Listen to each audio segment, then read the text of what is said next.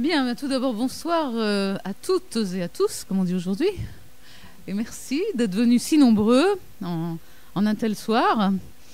Alors, petite précision tout d'abord quant au titre de cette conférence que j'ai proposée. Le titre original auquel je vais me tenir est en fait Aaron Appelfeld ou le palimpseste des langues. Référence faite à cette superposition de langues, des langues qui ont habité Aaron Appelfeld toute sa vie et langues que l'on retrouve à travers l'hébreu. J'en dirai quelques mots. Et donc il s'agit vraiment de, non pas de détecter, je ne vais pas vous faire une leçon de linguistique à travers la langue hébraïque, mais en tout cas de voir comment les langues de l'enfance et les langues apprises plus tard ont toujours habité Aaron Appelfeld et l'ont toujours influencé. Et je voulais aussi préciser autre chose, c'est qu'on a tendance à dire très vite littérature israélienne, et on pense directement littérature israélienne égale littérature en hébreu. Je précise toutefois que la littérature israélienne est constituée de plusieurs langues, l'hébreu certes, mais également l'arabe. Il y a une littérature arabe israélienne vivante, il y a une littérature en français, il y a une littérature en russe, souvent bilingue d'ailleurs, et ainsi qu'en anglais, voilà pour les langues principales. Et toutes celles-là qui s'écrivent en Israël, qui sont publiées très souvent en Israël, j'oubliais un petit peu de littérature yiddish tout de même, toutes ces langues font partie de la littérature israélienne. Donc aujourd'hui, il va être question de littérature en langue hébraïque, puisque c'est la langue qu'Aaron Appelfeld a adoptée. On va voir comment.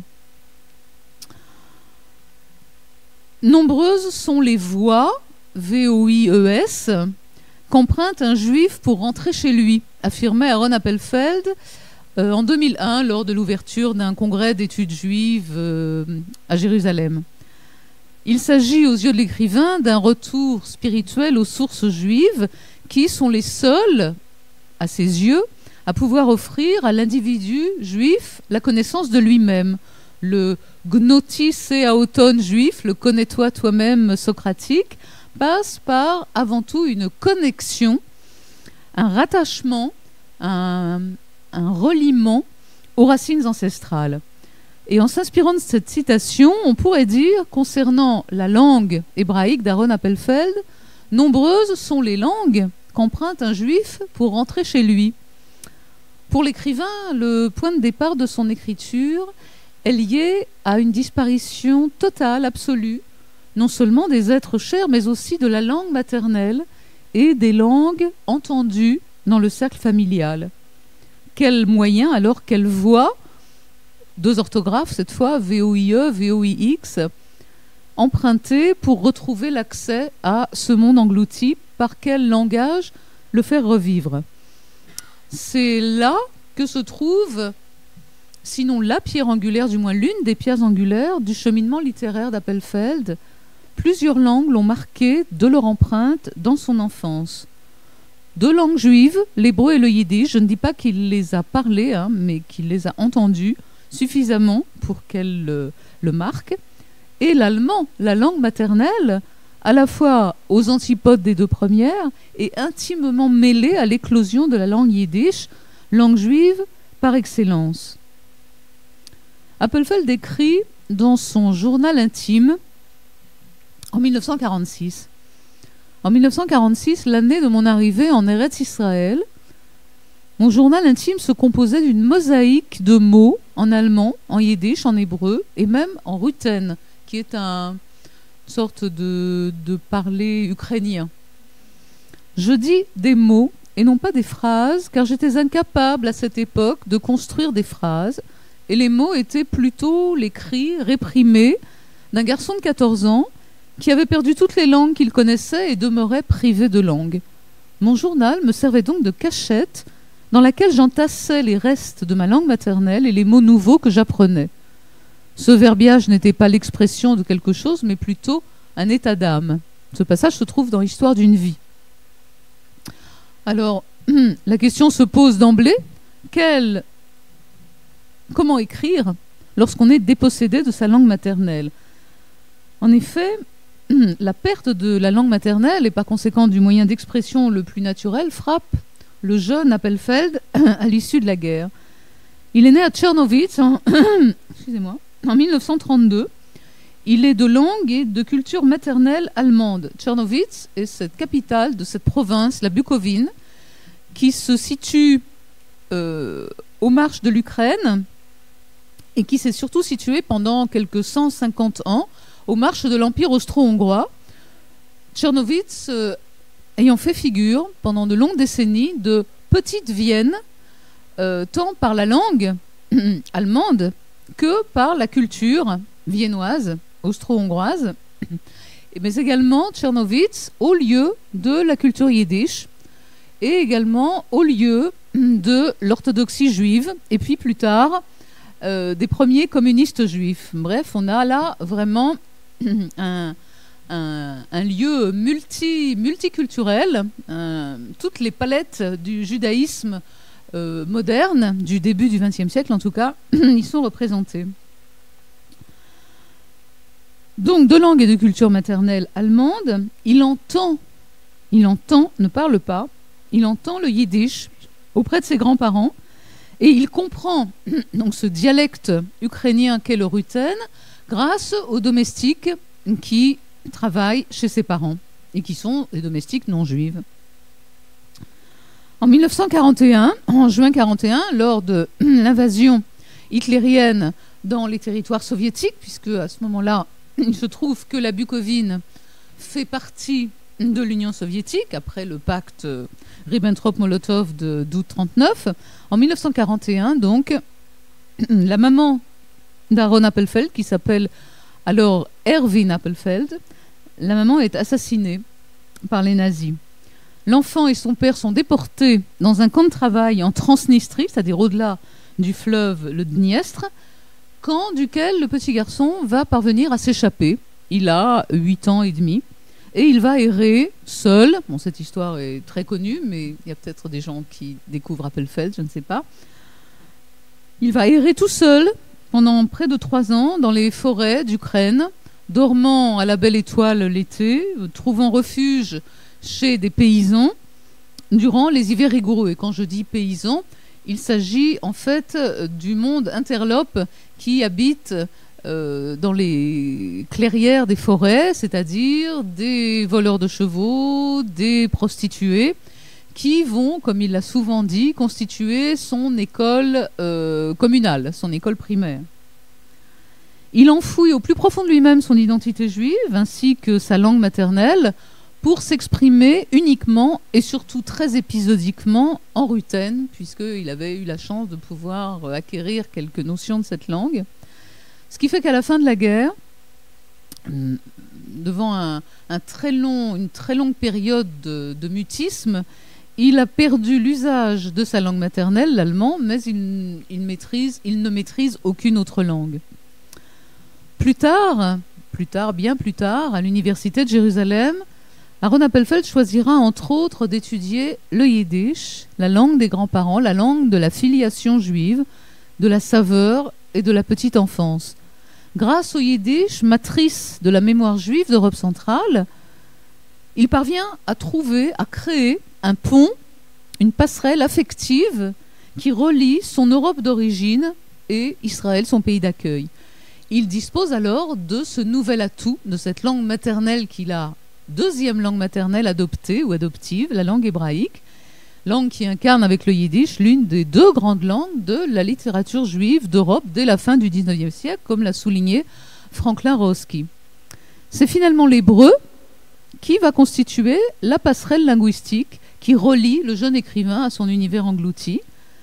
L'hébreu, n'ayant pas subi l'épreuve de la Shoah, si l'on peut dire, fournit un terrain d'exploitation vierge, non entaché par la souffrance, et Appelfeld peut alors donner libre cours à une écriture littéraire non entravée par la mémoire de la langue. C'est, puisque nous nous trouvons à l'Institut Wiesel, il me semble opportun de citer, pas dans le texte, mais de citer parmi les écrits de Wiesel, justement, ce passage où il dit lui-même qu'après avoir écrit La Nuit en yiddish, ça s'appelait pas La Nuit, ça s'appelait Und die Welt hat geschwiegen, et Le Monde s'est tu, il est passé au français, qui est devenu, comme vous le savez, bien sûr, sa langue d'expression, et il dit à propos justement de ce choix du français que c'est une langue qui n'a pas souffert, comme évidemment son yiddish maternel. Voyons donc comment les langues de l'enfance, l'allemand, le yiddish, se retrouvent et s'entrelacent dans l'hébreu, dans une œuvre où elles constituent tout de même certains fils rouges. Chaque évocation des Juifs allemands ou de culture allemande et de leur attachement douloureux avec le pays natal se traduit chez Appelfeld par un conflit intérieur douloureusement vécu par les personnages. Alors je vais évoquer quelques nouvelles d'Appelfeld auxquelles vous n'avez pas accès en français. Appelfeld a édité 5 recueils de nouvelles au début des années 60, sans parler de toutes celles éditées dans des revues littéraires. Et malheureusement, elles ne font pas partie du choix de l'éditeur. Elles ne faisaient pas partie d'ailleurs non plus du choix d'Appelfeld lui-même, qui évidemment préférait que l'on traduisît en premier ses œuvres les plus récentes. Pour lui, les nouvelles, c'était ses œuvres de jeunesse, et donc il n'y accordait qu'une importance toute relative, alors que il s'agit vraiment de son laboratoire, et je dirais de son laboratoire de sculpteur de la langue, parce qu'elles constituent quasiment une après l'autre de véritables petites perles par rapport à l'acquisition et au traitement de la langue hébraïque. Mais bon, on en trouve quelques-unes, même pas une dizaine au total, éparses dans diverses revues. Si cela vous intéresse, je vous indiquerai lesquelles. Donc, une nouvelle intitulée Réparation, et qui bien sûr traite des réparations allemandes. L'héroïne, Madame Traum, en français Madame Rêve, incarne une figure de juive allemande dans les années 50. Elle vit à Jérusalem et elle est absolument hantée par son passé. Encore toute jeune femme au moment de la guerre, elle a pu échapper au bourreau, mais son mari a été assassiné et elle a perdu son bébé de 2 ans. Elle est installée à Jérusalem dans un appartement où tout est recouvert de tissus, tapis, rideaux à profusion, bref, tout est bon pour étouffer un passé qu'elle veut extirper de sa mémoire. Or, l'époque est donc à ces fameuses réparations, et elle va, sur les conseils et surtout sur les objurgations de son avocat, entreprendre un voyage en Allemagne, dans sa ville natale de Horburg. Appelfeld invente toujours des noms de villes imaginaires. De cette rencontre avec les lieux et les personnages de sa jeunesse, Madame Traum ne sortira pas indemne, Horburg apparaissant à la fois comme un endroit familier et étrange. Évidemment, on retrouve le unheimlich freudien. Une phrase entre toutes: la route qui menait à l'hôtel n'était pas éclairée. Madame Traum essaya en vain de reconnaître les rues. Tout lui était étranger et nouveau. Donc, paradoxalement, dans ce lieu même où elle a grandi, elle se sent étrangère. Il lui semble que sa ville lui tourne le dos et refuse d'évoquer avec elle le passé. Horburg, on peut la considérer comme une ville personnifiée, une ville qui symboliserait un peuple allemand déniant toute responsabilité par rapport à la Shoah. Madame Traum n'est reconnue par aucun habitant de la ville, et le seul personnage susceptible de lui parler de sa famille est le gardien du cimetière, donc lieu évidemment du paradoxe où l'existence passée d'êtres humains est justement signifiée par leur nom à jamais gravé dans la pierre. Tout au long de cette nouvelle, d'ailleurs, la langue allemande n'est pas explicitement mentionnée comme outil vernaculaire, c'est-à-dire comme langue d'expression, puisque l'action se situe essentiellement en Allemagne et que l'allemand est la langue maternelle de la protagoniste. Et pourtant, Madame Horburg refuse, dès son arrivée, de s'adresser dans sa langue maternelle, ne serait-ce qu'à la serveuse du café, et elle lui parle en anglais. Bien sûr, tout cela est en hébreu, je le rappelle. En dépit de ce qui apparaît comme une absence, il faut se rendre à l'évidence, l'allemand est omniprésent tout au long de cette nouvelle. Qu'il s'agisse des anthroponymes, donc des noms de famille, donc Madame Traum, Ensuite, l'avocat, M. Rauch, M. Fumé, tout un programme. Le docteur Fromm, le médecin, donc un homme pieux, soi-disant. La voisine au cœur sec qui s'appelle Madame Morgenstein, étoile du matin. Monsieur Nartigal, Rossignol, qui est le gardien du cimetière. Également la manie de la propreté qui caractérise Madame Traum, et dès le début de la nouvelle, sa manie du rangement, etc.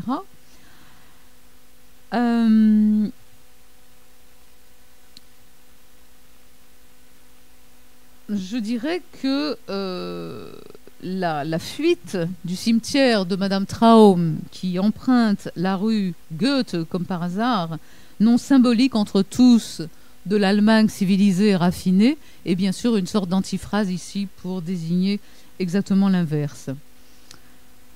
D'autres personnages d'origine allemande, mais qui n'ont pas à subir la terrible épreuve de Madame Traum, ont recours à des stratagèmes divers pour garder un lien avec leurs souvenirs et éviter autant que faire se peut la brûlure du passé. L'allemand demeure néanmoins à eux leur langue vernaculaire de prédilection. Ils s'expriment en allemand, comme dans une nouvelle intitulée « En des lieux très bas ». Pourquoi ce titre ? Parce que tout simplement, ils sont en villégiature à la mer Morte, qui, comme vous le savez, se situe à 400 mètres au-dessus du niveau de la mer. Et ils sont là, pendant l'hiver, à prendre les eaux. Le narrateur à la première personne est originaire des Carpates. C'est un jeune homme auquel ses parents ont trouvé bon de donner des cours d'allemand dans sa jeunesse pour qu'il puisse plus tard faire sa médecine à l'université. Donc nous sommes de nouveau après la guerre. Et ce jeune homme se sent proche de ces adultes, dont l'allemand est véritablement la langue maternelle. Et voilà ce qu'il dit. Proche d'eux, même si on n'est jamais allé ni à Strasbourg, ni à Freiburg, ni à Horburg ou dans d'autres villes que l'on trouve sur la carte du cœur. La musique de la langue vous a charmé et éveillé en vous des images de l'enfance. Chacun entend ici sa langue, et sa langue seule qui renaît, bien concrète, sans qu'il s'y mêle aucun son étranger. Chacun sait que c'est la langue qu'il parlait dans son enfance, et c'est dans cette langue uniquement qu'il peut s'asseoir et se taire, s'asseoir et parler. Et je pense que si vous avez déjà entendu parler Aaron Appelfeld, vous savez que la notion justement de se taire, de taire une langue, est extrêmement importante pour lui, puisque les silences signifient autant, voire plus, que la langue elle-même, et ceci même en hébreu. Donc cet amour pour la langue allemande, langue de l'enfance et d'un monde perdu, se conjugue ici avec l'exigence que porte en elle cette même langue d'être parlée à la perfection, on y reviendra. Les personnages de la nouvelle considèrent l'allemand comme la langue unique, absolue. Comme précédemment, leurs noms sont chargés de sens, qui n'est pas anodin. On les dirait tous issus d'une opérette de Strauss. On a là Monsieur Spielmeister, qui signifie le maître du jeu. On a inévitablement Madame Fledermaus, chauve-souris. Monsieur Stahlhaus, maison d'acier. Et la légèreté viennoise ne serait pas si loin si la mer de sel, nom que la mer morte a en hébreu, n'était aussi la mer morte, et que l'allusion évidemment au monde juif disparu n'est que par trop éloquente. Alors les sujets de conversation ne varient guère. Une ville dont les habitants ont disparu, dont les rues ont été effacées. Seule leur mémoire est encore capable d'évoquer cette ville, le nom des rues, les odeurs. Et chacun, à sa manière, est relié au fil ténu d'un judaïsme disparu. Le docteur Spielmeister, autrefois rabbin à Karlsruhe, animateur de centres culturels et actif dans une association œcuménique, relie les textes de Rabbi Nachman de Bratslav. Je pense que tout le monde sait qui est Rabbi Nachman de Bratslav, comme un grand maître chassidique, mais aussi, ne pas l'oublier, considéré comme le premier grand prosateur de la langue hébraïque et de la langue yiddish simultanément. Même si, comme vous le savez aussi sans doute, ce n'est pas lui qui a écrit de sa main les textes de lui qu'on peut lire aujourd'hui, mais qu'ils ont été fidèlement recopiés par son disciple Nathan de Nemirov. Et donc ce Spielmeister qui relie Rabbi Nachman ainsi que Martin Buber avec ses récits chassidiques, en s'efforçant d'y retrouver le nigun, la mélodie chassidique désormais perdue, Et cette mention du nigun est très importante parce qu'elle accompagne toute l'écriture d'Appelfeld, on y reviendra par la suite. Le docteur Stallhaus, jadis avocat, se consacre à l'histoire de son peuple pour retrouver les chemins spirituels des piétistes rhénans, un mouvement juif religieux du Moyen-Âge. Et Madame Fledermaus, donc Madame Chauve-souris, est la seule qui se laisse gagner par les émotions et elle ne réussit pas à échapper au flot des souvenirs qui l'assaillent. Tous échouent dans leur approche du judaïsme et de l'hébreu. Madame Fledermaus ne peut pas parler l'hébreu. Le docteur Stallhaus essaie vainement de creuser le mystère du texte hébraïque et le docteur Spielmeister tente sans succès de percer le secret de cette mélodie chassidique oubliée.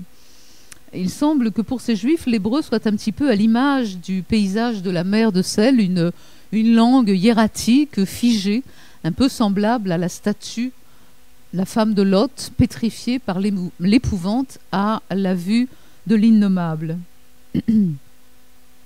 Dans un roman, alors cette fois auquel vous pouvez avoir accès, que vous avez peut-être lu, intitulé Le temps des prodiges, Torah Plaot en hébreu, le père du narrateur représente bien ce juif assimilé de Mitteleuropa, d'autant plus attaché à la culture allemande qu'il en est lui-même l'un des plus actifs militants.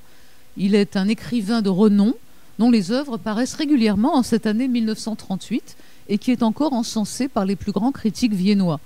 Cela ne durera guère.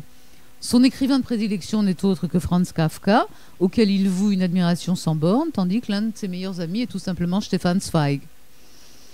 Ainsi, le père de Bruno, le narrateur du Temps des prodiges, pensant accéder à une authentique culture germanique, retrouve tout naturellement le chemin de ses racines ancestrales qu'il s'efforce tant par ailleurs d'éradiquer.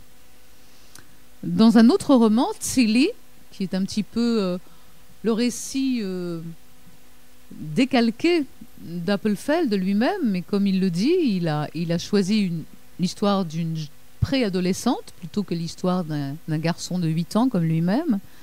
Et donc cette Tzili, cette toute jeune fille, rencontre Marek. Marek est un fugitif évadé d'un camp et il raconte à Tzili un récit étonnant sur l'amour que son père à lui, Marek, portait à cette langue allemande. Et je cite, « Mon défunt père avait un amour sans borne pour l'allemand, et particulièrement pour les verbes irréguliers. Il les connaissait tous, il me surveillait, il exigeait que je prononce correctement. Je me souviens des leçons d'allemand comme d'un cauchemar. Je faisais toujours des confusions et lui s'emportait, il se montrait sans indulgence. Une faute de grammaire le rendait fou. Si mon défunt père savait ce que font ces piliers de la culture, il dirait « Ce n'est pas possible, ce n'est pas possible ». Donc, c'est une passion maladive pour l'allemand d'autant plus émouvante que Marek a raconté à Tzili que son père se proclamait partout un homme libre par rapport à la tradition juive dont il se voulait totalement affranchi. Et voilà que l'on lit que ce même homme est enchaîné, pieds et poings liés, à la syntaxe implacable de cette langue allemande.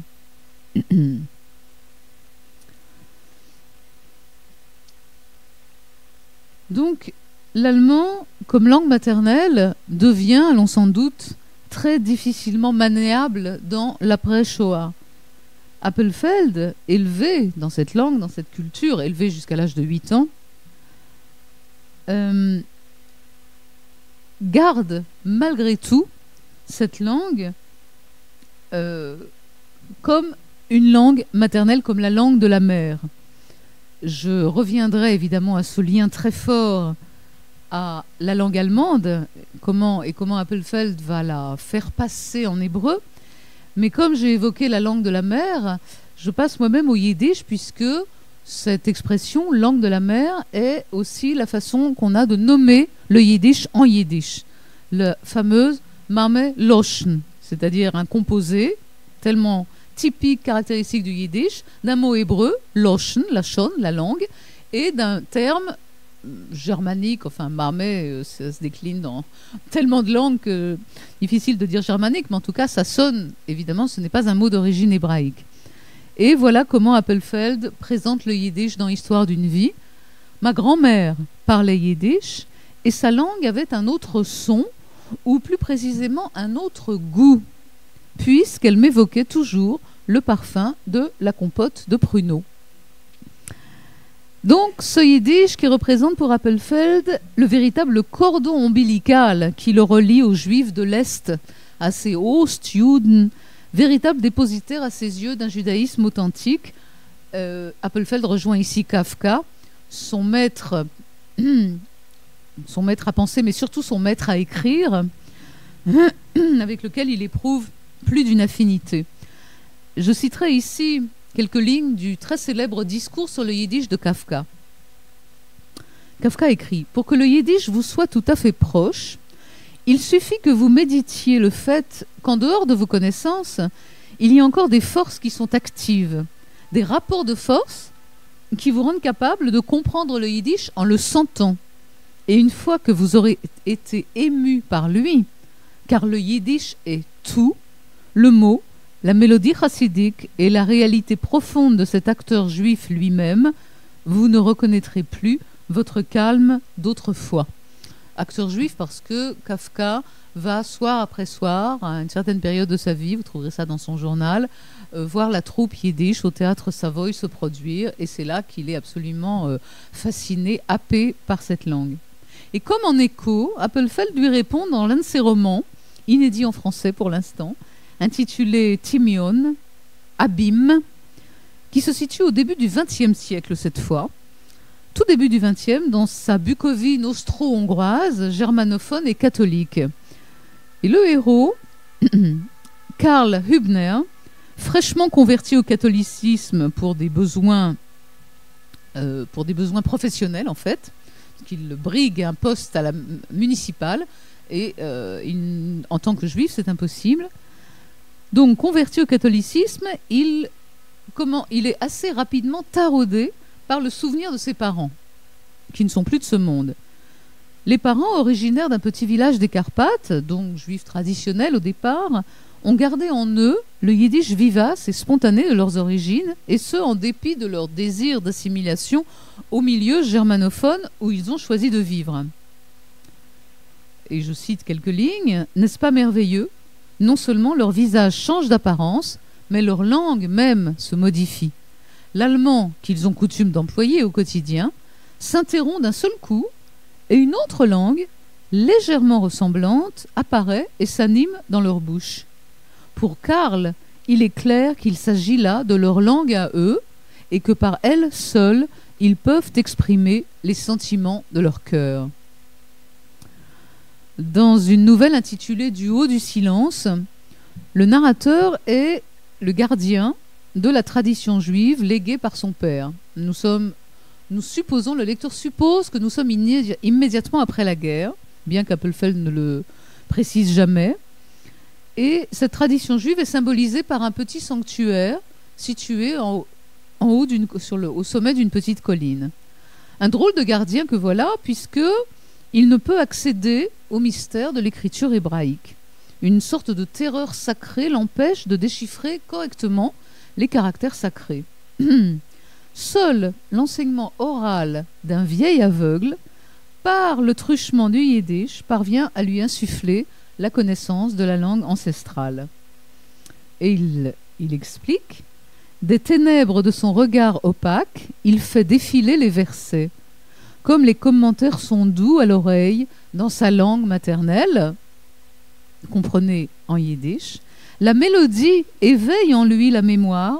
Sans la musique, il ne se souviendrait de rien. » Et on a là tout à fait le tableau de ce qu'était l'enseignement de la Bible au Heider, donc dans cette petite école maternelle primaire, où le maître énonçait un verset de la Bible en hébreu, suivi immédiatement de sa traduction littérale en yiddish, et le tout répété en chœur par tous les enfants. Le fait que le maître ici soit aveugle est une sorte d'antiphrase. Il se trouve que l'hébreu a au moins 3 synonymes pour désigner les aveugles, et l'un d'entre eux, en araméen, est le mot sagi nahor, qui signifie empli de lumière. C'est-à-dire qu'en fait, cette cécité n'est que physique, mais que les aveugles recèlent souvent en eux une sagesse et une connaissance bien supérieures aux autres. Donc c'est grâce au yiddish que ce garant d'un judaïsme en voie d'extinction, on a l'impression qu'il est le dernier des juifs, il accède à la langue originelle. Et puis l'osmose qui s'établit, ce lien qui s'établit entre le yiddish et la musique n'est pas fortuite. Par la grâce de ce nigun, le commentaire traditionnel annonné pendant l'enfance ressurgit comme par enchantement.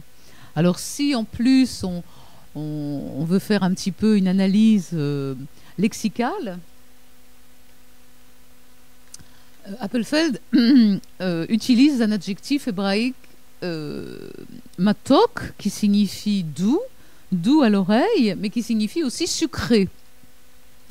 Et ceci pourrait évoquer, en tout cas m'évoque à moi, le vieil abécédaire en bois des lettres hébraïques, où à chaque fois qu'un enfant avait assimilé une lettre, la lettre était donc reproduite de façon concave dans l'abécédaire, et on enduisait la lettre de miel, évidemment, parce que l'étude est douce, et elle est douce dans tous les sens du terme. Donc on se délecte en même temps de la douceur du miel, mais aussi de celle des lettres. Le goût de la langue yiddish qui a été évoqué tout à l'heure par cette fameuse compote de la grand-mère, on peut lui ajouter donc cette note musicale, et le yiddish apparaît donc d'entrée de jeu comme une langue qui sollicite les sens et qui est reliée à eux par des canaux très, très ténus. Et bien sûr, on ne peut pas ici ne pas penser à la Madeleine du jeune Marcel et à la petite phrase de Vinteuil qui hante Swann, une compote de pruneaux ou une mélodie oubliée qui sont à même de faire surgir tout un univers. Et puis, faire jouer au yiddish ce rôle de transmetteur de la tradition redore, verbe redorer, considérablement le blason d'une langue longtemps considérée comme un vulgaire jargon. Je ne vais pas faire ici un historique du yiddish, mais ici, le yiddish est la clé du savoir sacré, et du même fait, la langue va se hisser au niveau de l'hébreu. C'est-à-dire que la Mamelution, la langue de la mer, la langue de la cuisine, bref, la langue du quotidien méprisée, rejoint la langue des patriarches, rejoint l'hébreu, la langue du père, si longtemps figée dans un statut de toute puissance, et partage avec elle sa fonction sacrée. Appelfeld va énormément broder sur ce thème, jusqu'à même écrire un roman, encore inédit en français, désolé, Une nuit après l'autre. Il existe en italien, pour ceux d'entre vous qui, et en hébreu bien sûr. Donc Laila ve'od Laila, une nuit après l'autre, qui est une véritable ode à la langue yiddish, où vraiment un petit groupe de personnages à Jérusalem dans les années 60, dans une pension de famille, mettent tout en œuvre pour garder le yiddish vivant et vivace. Alors il y a le bibliothécaire, il y a le poète, il y a le peintre, il y a bien sûr la musicienne qui font vivre le yiddish et font tout pour que la langue ne s'éteigne pas. Alors pendant la Shoah, le yiddish est la langue de personne, pour reprendre le vocable de Rachel Hertel et de son très bel ouvrage, la langue des fugitifs chez Appelfeld, mais surtout la langue qu'ils ne parlent plus, ou plutôt qu'ils s'interdisent de parler. Encore une nouvelle intitulée cette fois La fuite, où le personnage, qui n'a pas de nom, réussit à survivre en prenant l'apparence extérieure d'un non-juif. Alors il en adopte aussi le mode de vie et la langue, c'est-à-dire il parle ukrainien. On peut le considérer comme sauvé, puisque même les paysans ukrainiens le considèrent comme l'un des leurs. Mais en même temps, il sent très fortement, et là je cite juste une phrase, très belle phrase je trouve, il sent que sa judéité est là, gisant à ses pieds comme les feuilles d'automne gisent au pied de l'arbre.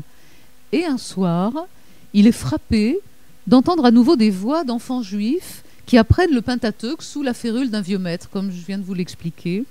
L'hébreu d'abord, puis la traduction yiddish, comme cela se pratiquait donc au Cheder.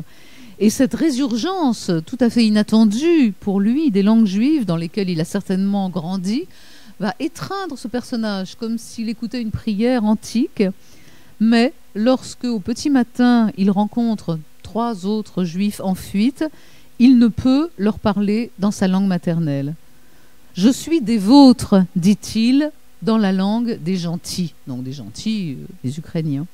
Il s'exprimait dans un mélange inconnu de yiddish et de dialecte local, incapable de faire le lien entre les deux, comme ces non-juifs qui servent dans des maisons juives et apprennent quelques mots de yiddish. Donc un personnage, cette fois bel et bien dépossédé de sa langue maternelle. Après la Shoah, que reste-t-il sinon des bribes d'une langue ? Dans une nouvelle intitulée Rencontre, Pgisha, le narrateur accoste par hasard, quelque part dans une ville israélienne, non nommée, un homme natif de son village, de son shtetl. Cette rencontre tout à fait fortuite va faire affleurer à la mémoire gelée du narrateur le monde de son enfance. Mais ils s'aperçoivent, ces deux survivants du petit shtetl nommé Lichtchik, ils s'aperçoivent qu'ils n'ont plus les mots yiddish, pour évoquer leur passé. Et il écrit « Il n'est resté que 2 témoins. Les mots paralysent leur cœur. Si nous avions retrouvé la langue de nos pères, nous aurions pu converser dans cette langue. Nous aurions dit « La récolte est belle, les pauvres auront du maïs. » Nous aurions dit encore « Bientôt on traversera le fleuve, on fera passer des marchandises, on apportera des livres pour approfondir nos connaissances. » Si nous avions retrouvé notre langue, nous aurions pu dessiner les Lichtchik et voir comme elle s'épanouit de jour en jour dans notre cœur. Mais nous parlons déjà une autre langue. Et tous ces termes, langue de nos pères et notre langue, quand on les lit en hébreu, pour un yiddishiste, on entend l'écho du yiddish derrière. On entend vraiment l'expression du yiddish à travers ces expressions-là. Alors, est-ce que le yiddish, langue assassinée avec ses locuteurs, peut malgré tout servir de relais ?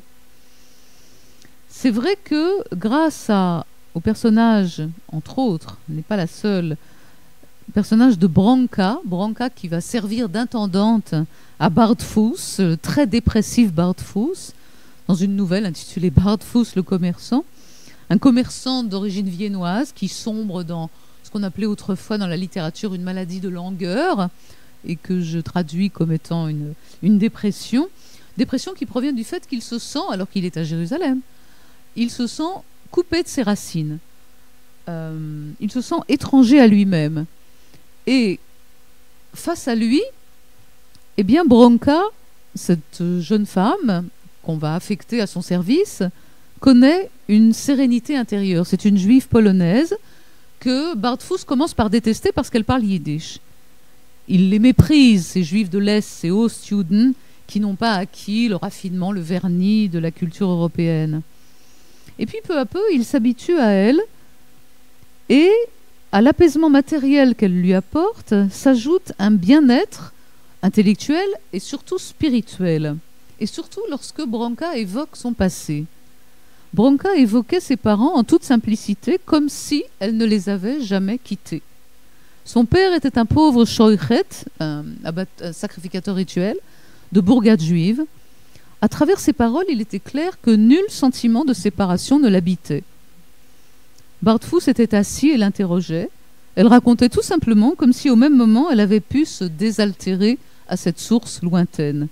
Elle racontait en yiddish, et cette langue qui l'avait tant honnie résonnait dans la bouche de Bronka comme une musique en vers. En comparaison, son allemand de Vienne lui semblait superficiel et faux. C'est en hébreu qu'Aaron Appelfeld choisit d'être l'écrivain du judaïsme d'Europe centrale des 100 dernières années. Parce qu'il faut bien voir qu'à travers toutes ces nouvelles et des romans auxquels vous n'avez pas encore accès pour ceux qui ne lisent pas l'hébreu, Appelfeld déploie vraiment ces romans à partir de la toute fin du XIXe siècle et jusqu'à l'Israël des années 50, 60, voire même 70 pour un roman sur la Pologne, en touchant à peine à la période même de la Shoah. Comme il le dit dans une interview, il dit que pour lui, l'écriture ne doit pas brûler, ne doit pas être brûlante. L'écriture doit être un pansement.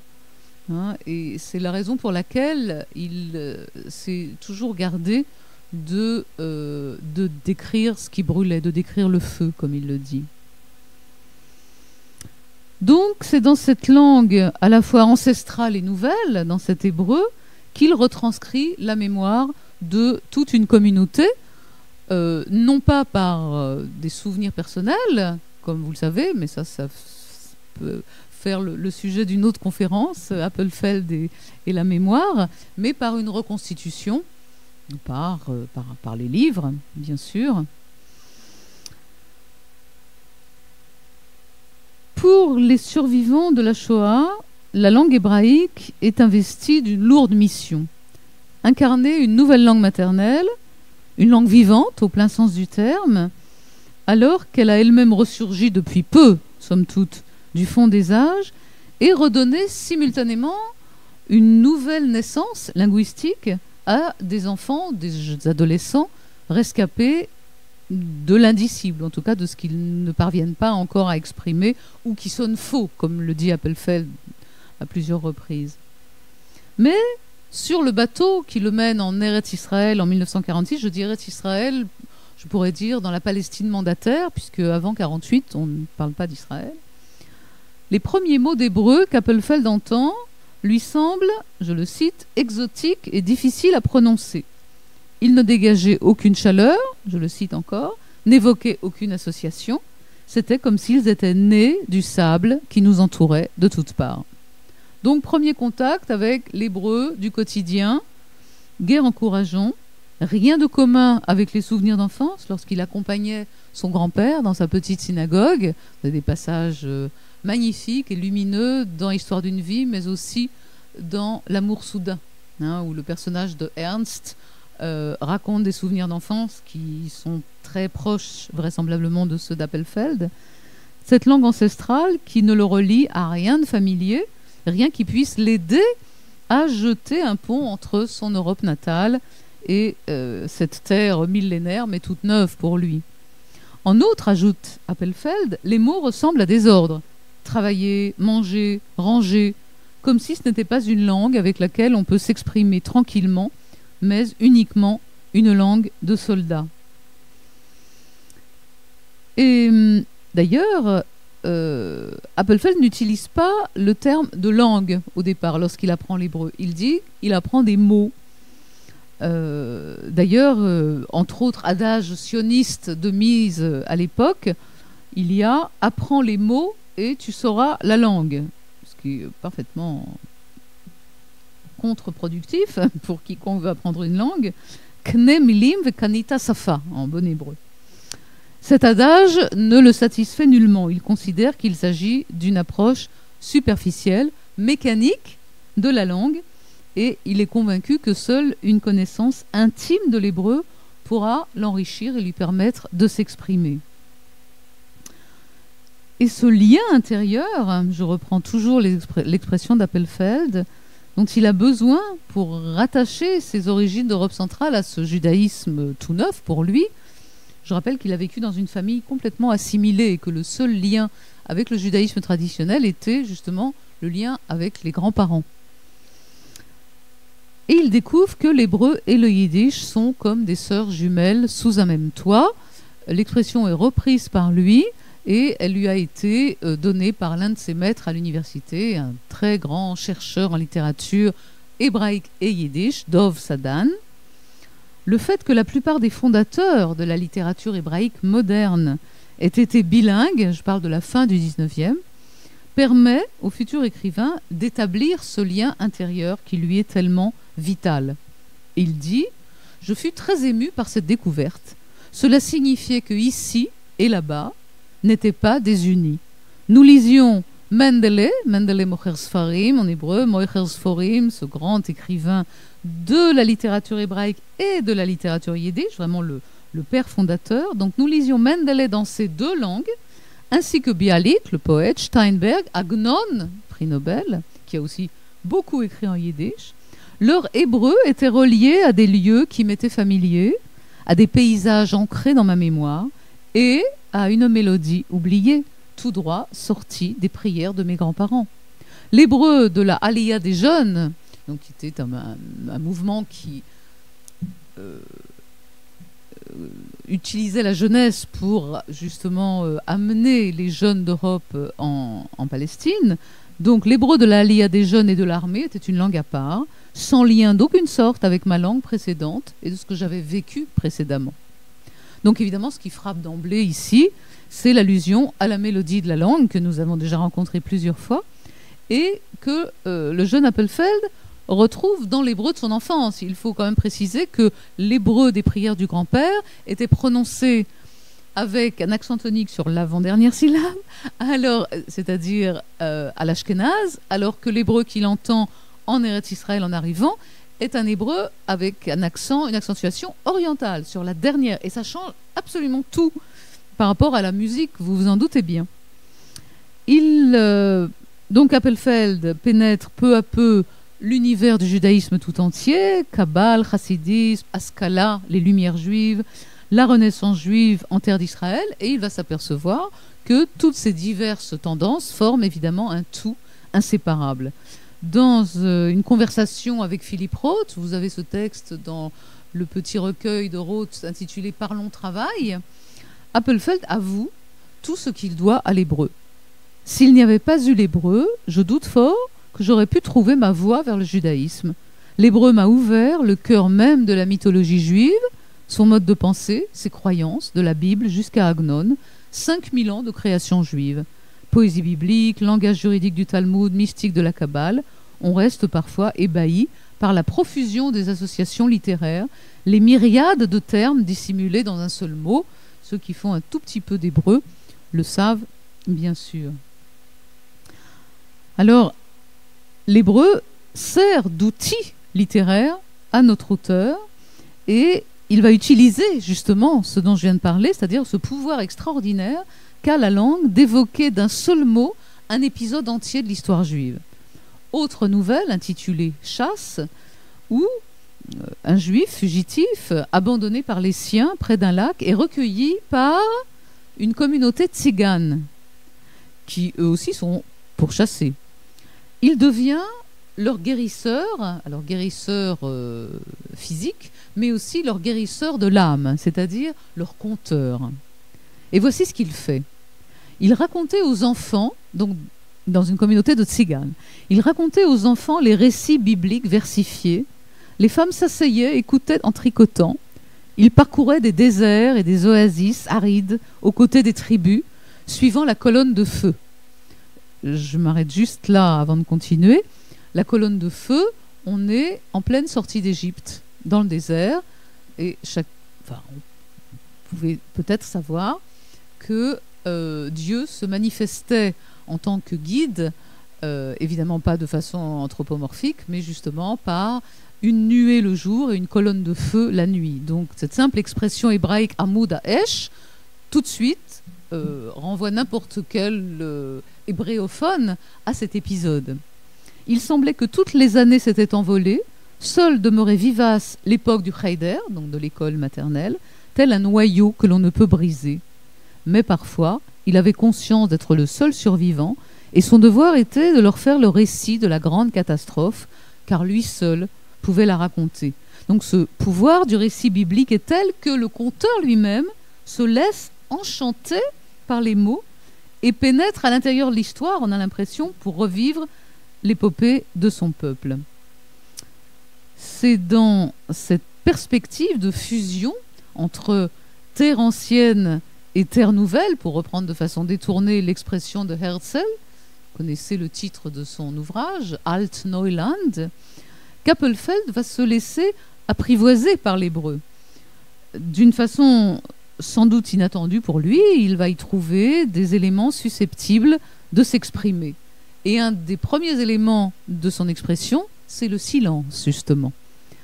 Il dit « L'hébreu est une langue difficile, sévère et ascétique. Elle est fondée sur une ancienne maxime de la Mishnah. Le silence est le rempart de la sagesse.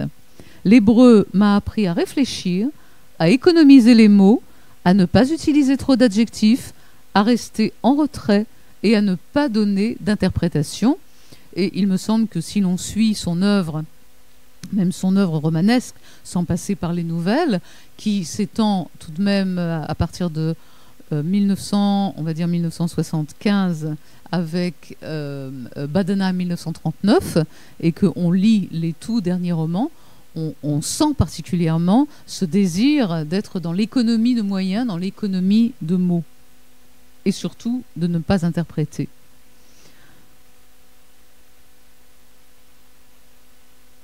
Donc un usage réduit de substantifs, d'épithètes et surtout la non-intervention du narrateur, une langue difficile d'accès qui ne se livre pas d'emblée à son lecteur. C'est ainsi que le décryptage de l'hébreu finit par s'opérer grâce au yiddish. Je rappelle juste, parce que ce n'est pas quelque chose qui va forcément de soi, que les judéolangues, c'est-à-dire toutes ces langues forgées par les juifs au cours des multiples diasporas, le principe de la langue juive ou la judéolangue, c'est d'adopter la langue co-territoriale, c'est-à-dire la langue où s'installent les juifs, et bien sûr de lui ajouter, en gros, à la louche, quelques 20% d'hébraïsme, pas juste pour faire joli, mais parce que tout simplement ce sont les mots et expressions qui constituent la vie juive du matin au soir et de la naissance à la mort. Donc le yiddish ne fait pas exception. Et c'est justement par ce lien intérieur qui unit les deux langues, une même musique, toujours véhiculée par des siècles de vie juive dans un espace communautaire bilingue.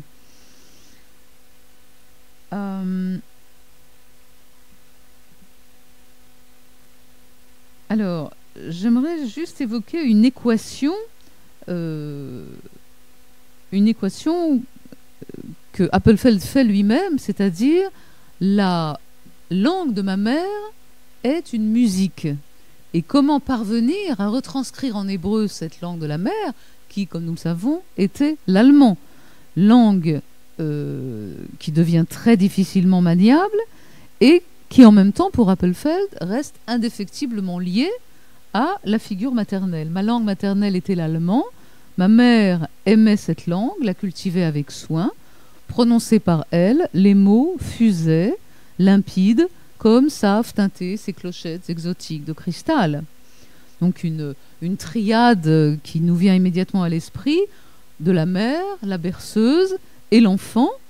Triade qui aboutit inexorablement, mais encore plus dans le cas d'Appelfeld, à la séparation entre la mère et l'enfant, adoucie par la mélodie maternelle dont le souvenir reste gravé dans sa mémoire.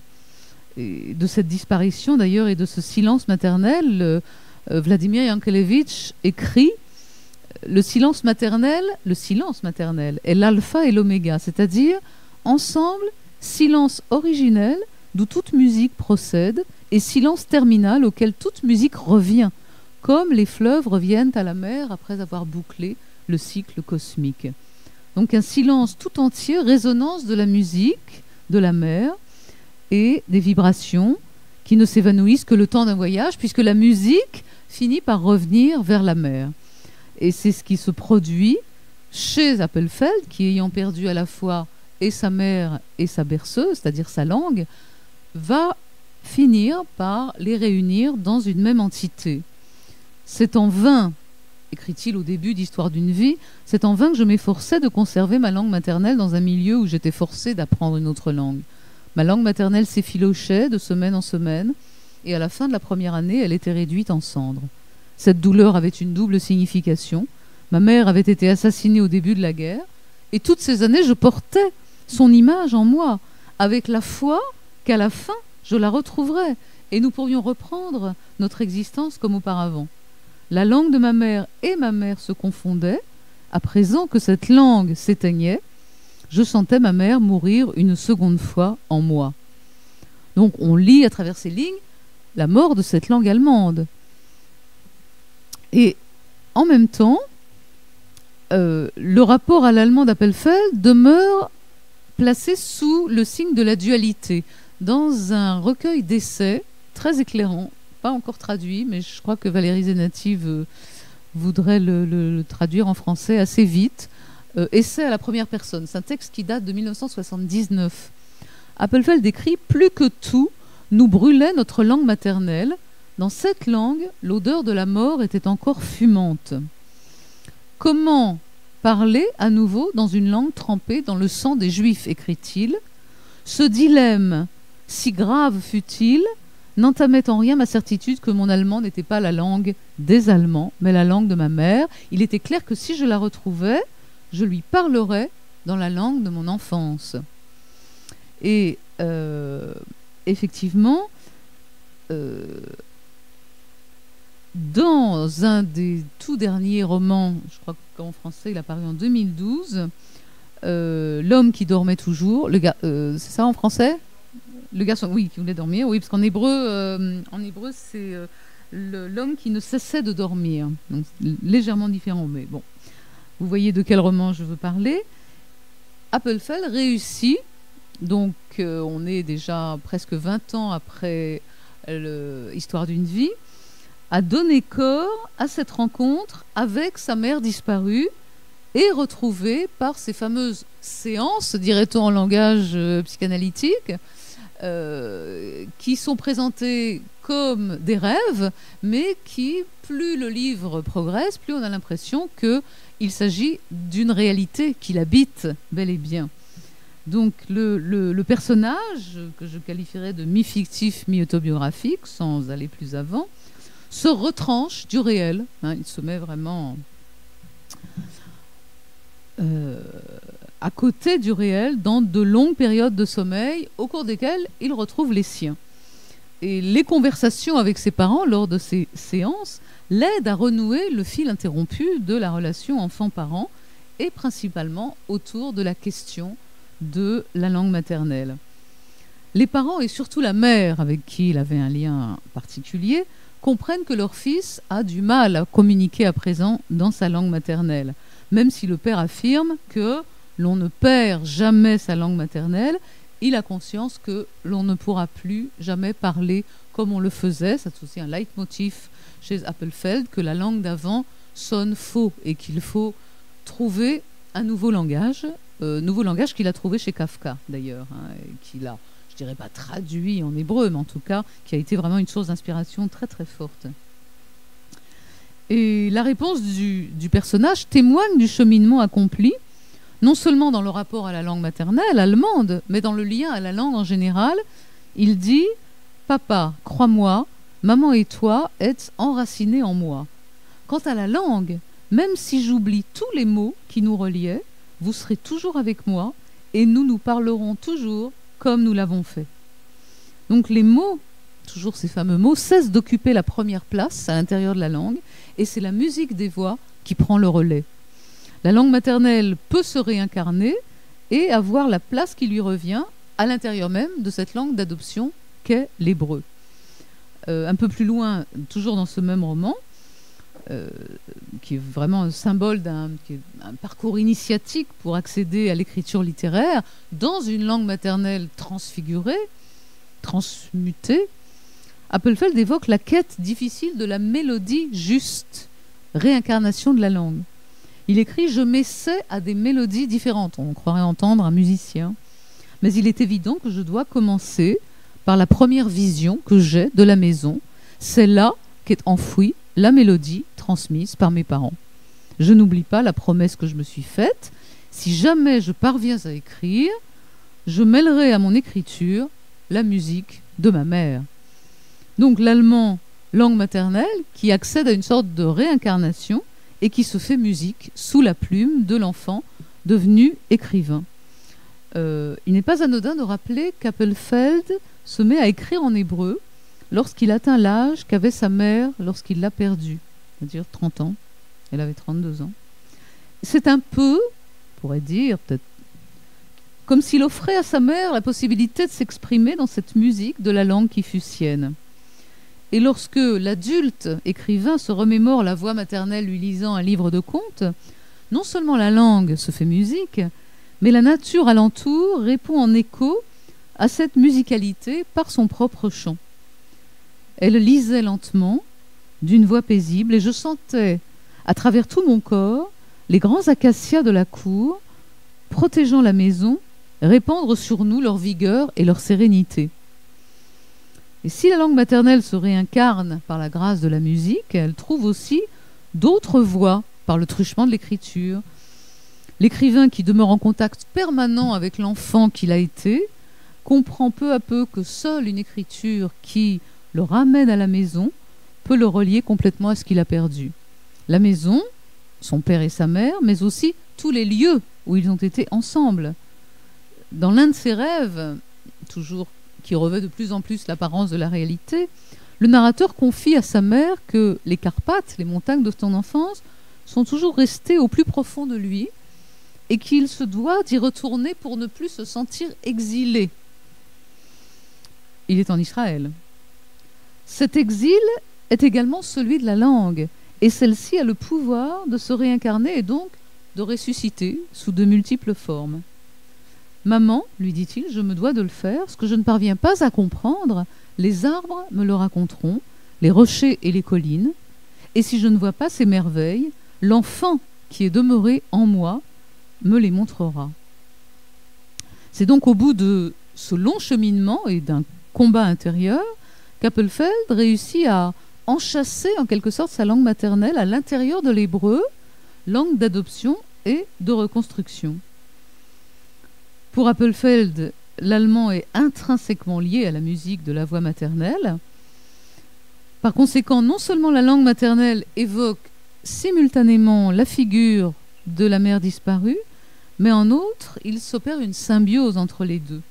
L'écrivain finit par dissocier définitivement son allemand de la langue des Allemands, lui s'exprime exclusivement dans la langue de sa mère. Et celle-ci se révèle bien autre chose qu'un ensemble de vocables régis par une syntaxe bien ordonnée. Elle a le pouvoir quasi surnaturel de se réincarner à travers la musique, les paysages.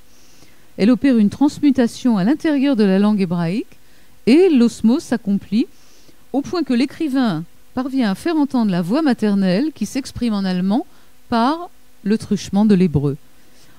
On pourrait penser ici au Dibouk, cette âme morte, errante, qui, dans l'impossibilité de trouver une âme sœur, habite le corps d'un vivant et s'exprime par sa bouche. C'est l'allemand ici qui endosserait le rôle du Dibouk, mais d'une façon très positive, puisqu'il permet au narrateur non seulement de dialoguer avec sa mère, dans sa langue maternelle, mais aussi de devenir écrivain et de poursuivre la vocation paternelle. Donc c'est la voix connue et chère d'un célèbre poème de Verlaine qui se fait à nouveau entendre. Les mots cèdent la place à la chanson bien douce, toujours Verlaine, qui ressuscite la langue maternelle et ramène l'enfant devenu écrivain jusqu'à la maison de son enfance, de ses parents et de ses propres paysages intérieurs. Je vous remercie.